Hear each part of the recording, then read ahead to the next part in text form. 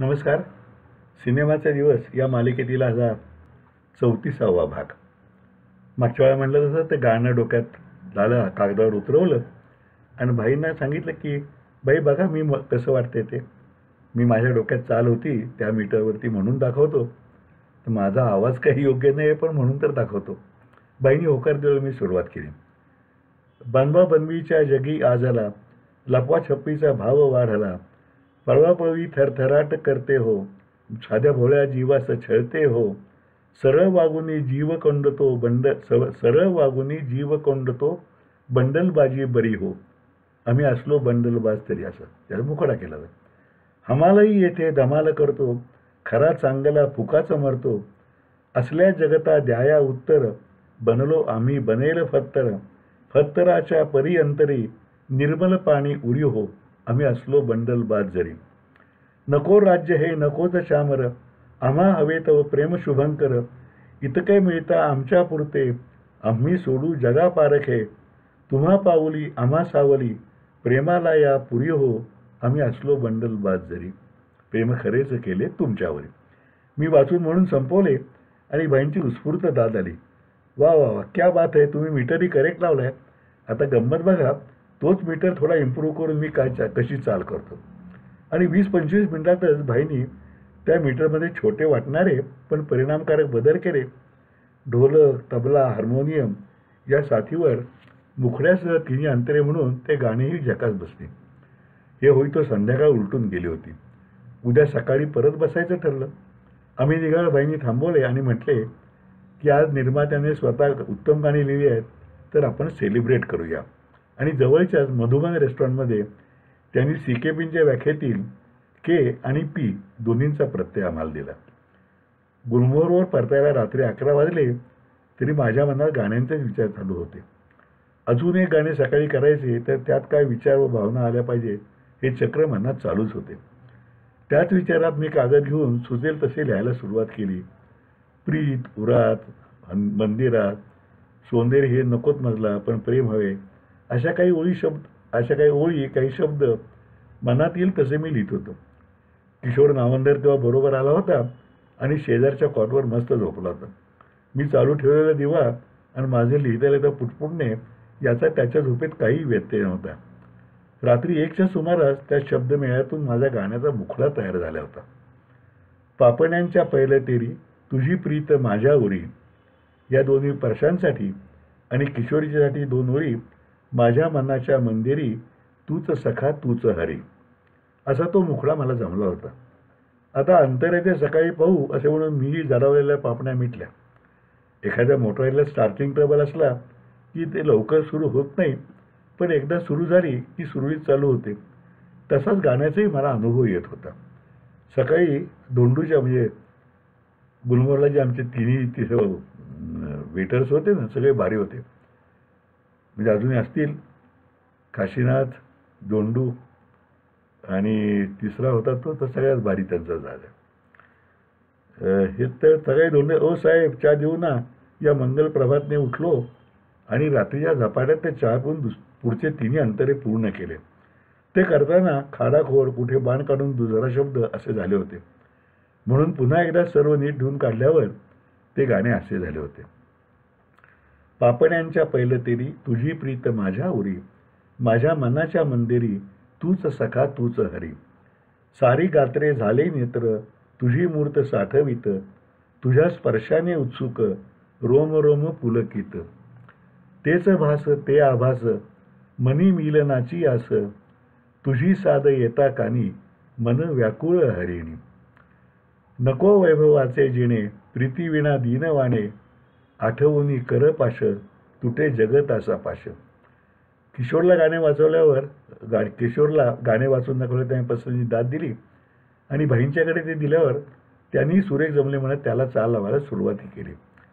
भाऊक अंगाची चाल त्यांनी बसवली होती. वाद्यांचा फार गोंगाट त्यात अनावश्यक आहे असं म्हणत हार्मोनियमवर ती चाल ऐकल्यावर मी व वैद्यसाहेब सुद्धा आम्ही खुश झालो. खरं तर ही सगळं लिहिताना माझ्या मनात सुधीर मोघ्यांची आठवण येत होती. हा संबंध हे गाणं जे आहे त्याच्यावर सुधीर मोघ्यांच्या गाण्यांची छाया पडलेली मला स्वतःला जाणवत होती. आणि ते बरंही वाटत होतं की आपण चांगल्या मार्गाने चाललो आहे म्हणून. त्यामुळं सुधीर आज नाही आहे, पण ते गाणं लिहिताना सुधीरच्या वळण म्हणू ज्याला आपण, किंवा एखाद्या घराण्याचं वळण असतं ना तर गायकांच्या करण्यात, तसं हे वळण सुधीर मोघ्यांचं माझ्या मनात येत होतं. पार्श्वगायनासाठी कोणाला घ्यायचे याचे सर्वाधिकार आम्ही भाईंनाच दिले होते. त्यांनी बंडलबादच्या दोन्ही गाण्यासाठी रवींद्र साठे व विनय मांडके, पापण्यांच्या पहिल्या दिवशीसाठी रवींद्र साठे व ज्योत्स्ना हार्दीकर आणि शिवराजने लिहिलेल्या फर्मास पॅरेडी सॉंगसाठी अनुपमा देशपांडे, मिनल राव आणि सुचित्रा बर्वे यांची निवड केली. फोन करून त्यांच्या तारखांची सांगड घालत रेडिओ वाणीच्या प्रमोद घैसाळशी बोलून तो रेकॉर्डिंग स्टुडिओ बुक करून बाईंनी रेकॉर्डिंगच्या तारखाही निश्चित केल्या. यावेळी किशोर नावंदरने श्रीफळ वाढून रेकॉर्डिंगचा मुहूर्त केला आणि सुदैवाने मागच्या 2 वेळेसारखेच तापदायक वाटणारे अनुभव माझ्या वाट्याला न येता रेकॉर्डिंग सुरळीत सुरू झाले.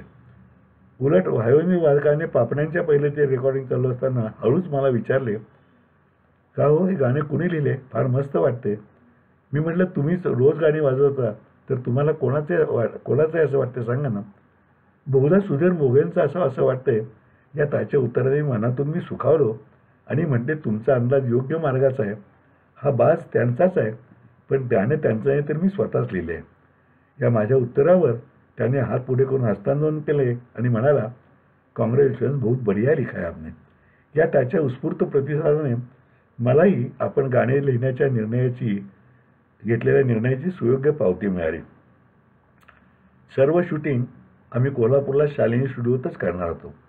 मुहूर्तासाठी माननीय चंद्रकांतदादा मांढरे आणि कोल्हापूरचे इन्कम टॅक्स कमिशनर गांगलसाहेब यांच्याबरोबर छत्रपती अभयसिंहराजेही साताऱ्याहून मुद्दाम आले होते. विशेष म्हणजे मुहूर्त झाल्यानंतर अभयसिंहराजांनी बराच वेळ थांबून सर्वांशी मनमोकळ्या गप्पा मारत शूटिंगही पाहिलं. त्यावेळी आमच्या कारागांच्या टीममध्ये विजय साळवी हे मोरूची मावशी नाटकात विजय चव्हाणबरोबर काम करणारे कलाकार आणि विजय कदम हे नामवंत विनोदी कलाकार नव्याने सामील झाले होते. शिवाय विजय चव्हाणच्या मावशीचा गेटअप करणारे रंगभूषाकार ओटवणेकर त्याच्या स्त्रीवेशासाठी मुद्दाम आले होते. पितांबरी यावेळी वैद्यसमोर असल्याने शूटिंग झपाट्याने होत होते आणि तेही हसत खेळत मजेत. त्या शिवराजने एक सीन लिहिला होता. स्त्रीवेशात असलेला विजय पहाटे उठून चोरून दाढी करताना अलका बघते आणि त्या धक्क्याने बेशुद्ध पडते. विजय लगबगीने उठून स्टेट डॉक्टर गोडबोलेंना फोन करून सांगतो की डॉक्टर, मी राणीसाहेब बोलते, सकाळी उठून मी दाढी करत होते. यावर झोपेतून जागा झालेल्या डॉक्टरची गाळण उडते. तो विचारतो, राणीसाहेब तुम्ही दाढी? राणीसाहेब तुम्ही आणि दाढी? विजय उत्तरतो, दाढी काय करताय, मी दाढीच करत होते. यावर डॉक्टर राणीसाहेब दाढी म्हणत स्वतःच बेशुद्ध पडतो. या सीनमध्ये डॉक्टरची भूमिका मी करायचे ठरवले आणि एके दिवशी गेलो आणि तो सीन 2 रिटेक्स का होईना बऱ्यापैकी करून टाकला. शूटिंगच्या वेळी जी धमाल चालत त्यात विजय चव्हाणने मोरूच्या मावशीच्या एक गंमत सांगितली. त्यावरून तसाच एक गमतीदार सीन वाढवण्याचे वैद्यसाहेबांच्या मनात आल्यावर मी तो लगेच लिहूनही दिला. विजयने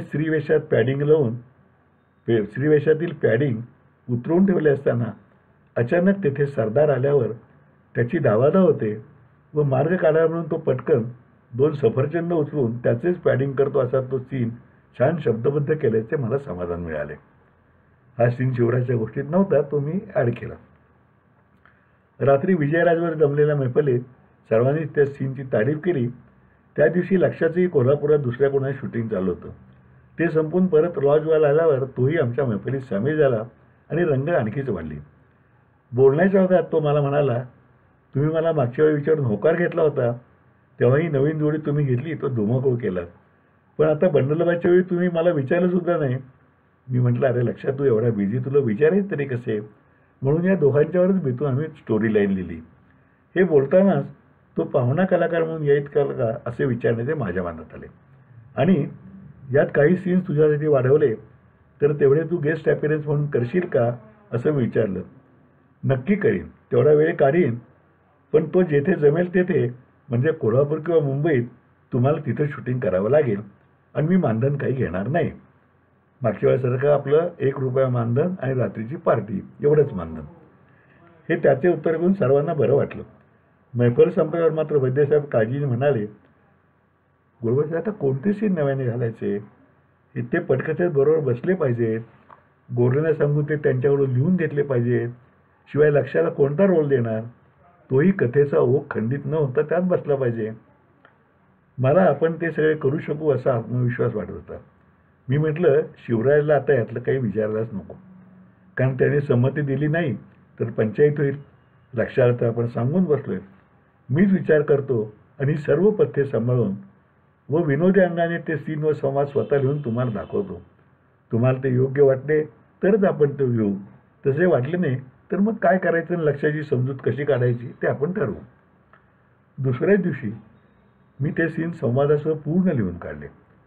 लक्षाला लक्ष्मीकांत बेर्डेच्याच भूमिकेत ठेवले. पहिल्या सीनमध्ये विजय आणि अजय हे दोघे आता काय करावे, राणीसाहेब कुठून आणणार, या पेचातून सुटण्यासाठी लक्षाचा सल्ला घ्यायला मद्रासी प्रोड्युसरची सोंगे घेऊन जातात. लक्षात त्यांना ओळखतो व विजयालाच राणीसाहेब बनण्याची सल्ला देतो, कारण त्यांनी ऑलरेडी काम मोरूच्या मावशीत तू केलेस तर तूच कर असं त्याला सल्ला देतो.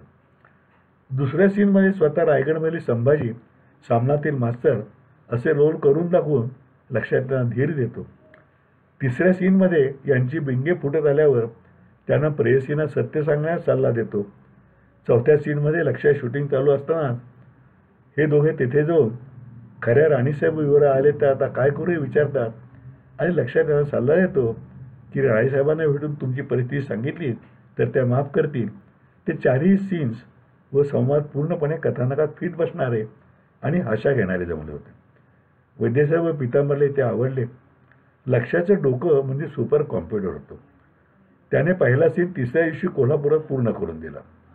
पुढच्या 3 साठी त्याने मुंबईत फिल्म सिटीत 15 दिवसांनी त्याचे वेगवेगळ्या सिनेमाचे शूटिंग सुरू होते.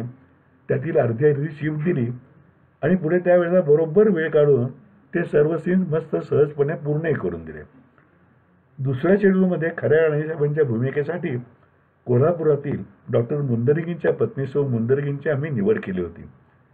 त्यांनी इन्कम टॅक्स क्लबच्या नाटकात केलेले काम मी पाहिले होते.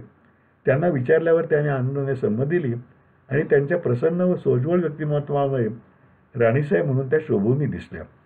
खरा युवराज म्हणून प्रदीप पटवर्धन किंवा चेतन दळवी ही नावे वैद्यसाहेबांच्या मनात होती. चेतन दळवी तेव्हा नेमका कोल्हापूरला दुसऱ्या पिक्चरसाठी येणार होता. शिवाय तो विजय चव्हाण, प्रसाद दामले यांच्या ग्रुपमध्ये असल्याने त्यांनीच त्याला पकडले आणि युवराज बनवले. बालचंद्र कुलकर्णी, बी माजनाळकर वगैरे कोल्हापुरातील जुन्या जाणत्या कलाकारांनी आपापल्या छोट्या छोट्या भूमिका पण मस्त केल्या. ॲडव्होकेट दौलतराव मुदगेकर बेळगावहून येऊन एका सरदाराची भूमिका करणार होते. त्यांचा माझा संबंध पहिल्या पिक्चरवर आला होता आणि तिथपासून चांगला मैत्री जमली होती.